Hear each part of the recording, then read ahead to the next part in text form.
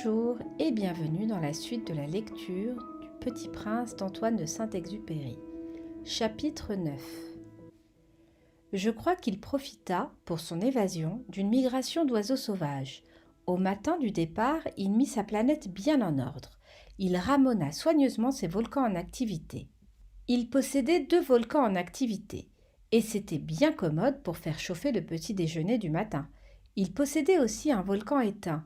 Mais, comme il disait, on ne sait jamais. Il ramena donc également le volcan éteint. S'ils sont bien ramonés, les volcans brûlent doucement et régulièrement sans éruption. Les éruptions volcaniques sont comme des feux de cheminée. Évidemment, sur notre Terre, nous sommes beaucoup trop petits pour ramener nos volcans. C'est pourquoi ils nous causent des tas d'ennuis. Le petit prince arracha aussi, avec un peu de mélancolie, les dernières pousses de baobab.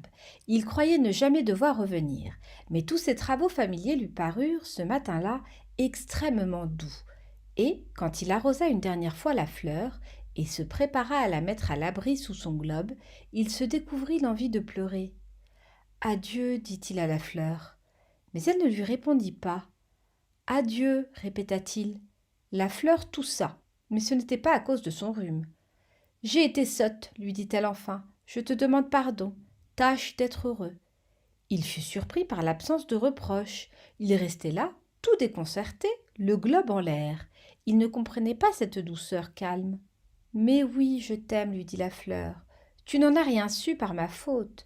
Cela n'a aucune importance. Mais tu as été aussi sot que moi. Tâche d'être heureux. Laisse ce globe tranquille, je n'en veux plus. Mais le vent, je ne suis pas si enrhumée que ça. L'air frais de la nuit me fera du bien. Je suis une fleur.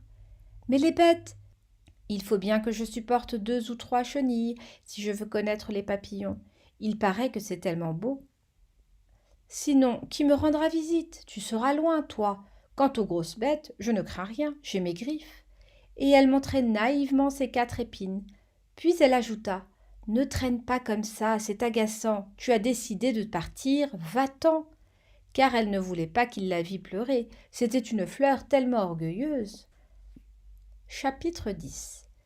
Il se trouvait dans la région des astéroïdes 325, 326, 327, 328, 329 et 330. Il commença donc par les visiter pour y chercher une occupation et pour s'instruire. La première était habitée par un roi. Le roi siégeait, habillé de pourpre et d'hermine, sur un trône très simple et cependant majestueux. « Ah, voilà un sujet !» s'écria le roi quand il aperçut le petit prince. Et le petit prince se demanda « Comment peut-il me reconnaître puisqu'il ne m'a encore jamais vu ?» Il ne savait pas que, pour les rois, le monde était très simplifié. Tous les hommes sont des sujets. « Approche-toi que je te vois mieux, lui dit le roi qui était tout fier d'être roi pour quelqu'un. Le petit prince chercha des yeux où s'asseoir, mais la planète était tout encombrée par le magnifique manteau d'hermine. Il resta donc debout, et, comme il était fatigué, il bâilla. « Il est contraire à l'étiquette de bâiller en présence d'un roi, lui dit le monarque. Je te l'interdis. »« Je ne peux pas m'en empêcher, répondit le petit prince tout confus. J'ai fait un voyage long et je n'ai pas dormi. »« Alors, lui dit le roi, je t'ordonne de bâiller. »« Je n'ai vu personne bâiller depuis des années. Les bâillements sont pour moi des curiosités. Allons, bâille encore, c'est un ordre. »« Ça m'intimide, je ne peux plus, fit le petit prince tout rougissant. Répondit le roi. Alors, je t'ordonne tantôt de bâiller et tantôt de... Il bredouilla un peu et paraissait vexé, car le roi tenait essentiellement à ce que son autorité fût respectée. Il ne tolérait pas la désobéissance. C'était un monarque absolu. Mais, comme il était très bon, il donnait des ordres raisonnables. « Si j'ordonnais, disait-il couramment, si j'ordonnais à un général de se changer en oiseau de mer, et si le général n'obéissait pas, ce ne serait pas la faute du général, ce serait ma faute. »« Puis-je m'asseoir » s'enquit timidement le petit prince. « Je t'ordonne de t'asseoir, lui répondit le roi, qui ramena majestueusement un pan de son manteau d'hermine. Mais le petit prince s'étonnait. La planète était minuscule. Sur quoi le roi pouvait-il bien régner ? « Sire, lui dit-il, je vous demande pardon de vous interroger. »« Je t'ordonne de m'interroger, se hâta de dire le roi. »« Sire, sur quoi régnez-vous ?»« Sur tout, répondit le roi avec une grande simplicité. « Sur tout ?» Le roi, d'un geste discret, désigna sa planète, les autres planètes et les étoiles. « Surtout ça, dit le petit prince. »« Surtout ça, répondit le roi. Car non seulement c'était un monarque absolu, mais c'était un monarque universel. « Et les étoiles vous obéissent ?»« Bien sûr, lui dit le roi. Elles obéissent aussitôt. Je ne tolère pas l'indiscipline. » Un tel pouvoir émerveilla le petit prince. S'il l'avait détenu lui-même, il aurait pu assister non pas à 44, mais à 72, ou même à 100, ou même à 200 couchers de soleil dans la même journée, sans avoir jamais à tirer sa chaise. Et comme il se sentait un peu triste à cause du souvenir de sa petite planète abandonnée, il s'enhardit à solliciter une grâce du roi. « Je voudrais voir un coucher de soleil. Faites-moi plaisir, ordonnez au soleil de se coucher. » Si j'ordonnais à un général de voler d'une fleur à l'autre à la façon d'un papillon, ou d'écrire une tragédie, ou de se changer en oiseau de mer, et si le général n'exécutait pas l'ordre reçu, qui, de lui ou de moi, serait dans son tort ? Ce serait vous, dit fermement le petit prince. Exact, il faut exiger de chacun ce que chacun peut donner, reprit le roi. L'autorité repose d'abord sur la raison.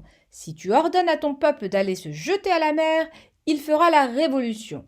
J'ai le droit d'exiger l'obéissance parce que mes ordres sont raisonnables. Alors, mon coucher de soleil, rappela le petit prince qui jamais n'oubliait une question une fois qu'il l'avait posée. Ton coucher de soleil, tu l'auras, je l'exigerai, mais j'attendrai, dans ma science du gouvernement, que les conditions soient favorables. Quand ça sera-t-il s'informa le petit prince. Lui répondit le roi, qui consulta d'abord un gros calendrier. Ce sera ce sera ce soir vers 7h40, et tu verras comme je suis bien obéi. Le petit prince bâilla. Il regrettait son coucher de soleil manqué, et puis il s'ennuyait déjà un peu. « Je n'ai plus rien à faire ici, dit-il au roi. Je vais repartir. »« Ne pars pas, répondit le roi qui était si fier d'avoir un sujet. Ne pars pas, je te fais ministre. »« Ministre de quoi ? De la justice. »« Mais il n'y a personne à juger. »« On ne sait pas, lui dit le roi, je n'ai pas fait encore le tour de mon royaume. Je suis très vieux, je n'ai pas de place pour un carrosse et ça me fatigue de marcher. »« Oh, mais j'ai déjà vu, dit le petit prince qui se pencha pour jeter encore un coup d'œil sur l'autre côté de la planète. Il n'y a personne là-bas non plus. »« Tu te jugeras donc toi-même, lui répondit le roi. C'est le plus difficile. Il est bien plus difficile de se juger soi-même que de juger autrui. Si tu réussis à bien te juger, c'est que tu es un véritable sage. »« Moi, dit le petit prince, je puis me juger moi-même n'importe où. Je n'ai pas besoin d'habiter ici. » Dit le roi, je crois bien que sur ma planète il y a quelque part un vieux rat. Je l'entends la nuit. Tu pourras juger ce vieux rat. Tu le condamneras à mort de temps en temps. Ainsi, sa vie dépendra de ta justice, mais tu le gracieras chaque fois pour l'économiser. Il n'y en a qu'un. Moi, répondit le petit prince, je n'aime pas condamner à mort, et je crois bien que je m'en vais. Non, dit le roi. Mais le petit prince, ayant achevé ses préparatifs, ne voulut point peiner le vieux monarque. Si votre majesté désirait être obéie ponctuellement, elle pourrait me donner un ordre raisonnable. Elle pourrait m'ordonner, par exemple, de partir avant 1 minute. Il me semble que les conditions sont favorables. Le roi n'ayant rien répondu, le petit prince hésita d'abord, puis, avec un soupir, prit le départ. « Je te fais mon ambassadeur !» se hâta alors de crier le roi. Il avait un grand air d'autorité. « Les grandes personnes sont bien étranges », se dit le petit prince en lui-même durant son voyage. Chapitre 11. La seconde planète était habitée par un vaniteux. « Ah, voilà la visite d'un admirateur !» s'écria de loin le vaniteux dès qu'il aperçut le petit prince. Car, pour les vaniteux, les autres hommes sont des admirateurs. « Bonjour, dit le petit prince, vous avez un drôle de chapeau. »« C'est pour saluer, lui répondit le vaniteux. C'est pour saluer quand on m'acclame. Malheureusement, il ne passe jamais personne par ici. »« Ah oui, dit le petit prince qui ne comprit pas. »« Frappe tes mains l'une contre l'autre, conseilla donc le vaniteux. Le petit prince frappa ses mains l'une contre l'autre. Le vaniteux salua modestement en soulevant son chapeau. Ça, c'est plus amusant que la visite au roi, se dit en lui-même le petit prince. Et il recommença de frapper ses mains l'une contre l'autre. Le vaniteux recommença de saluer en soulevant son chapeau. Après 5 minutes d'exercice, le petit prince se fatigua de la monotonie du jeu. « Et, pour que le chapeau tombe, demanda-t-il, que faut-il faire ? Mais le vaniteux ne l'entendit pas. Les vaniteux n'entendent jamais que les louanges. « Est-ce que tu m'admires vraiment beaucoup ?» demanda-t-il au petit prince. « Qu'est-ce que signifie admirer ?»« Admirer signifie reconnaître que je suis l'homme le plus beau, le mieux habillé, le plus riche et le plus intelligent de la planète. Mais tu es seul sur ta planète. Fais-moi ce plaisir, admire-moi quand même. »« Je t'admire, dit le petit prince en haussant un peu les épaules. Mais en quoi cela peut-il bien t'intéresser ?» Et le petit prince s'en fut. Les grandes personnes sont décidément bien bizarres, se dit-il simplement en lui-même durant son voyage.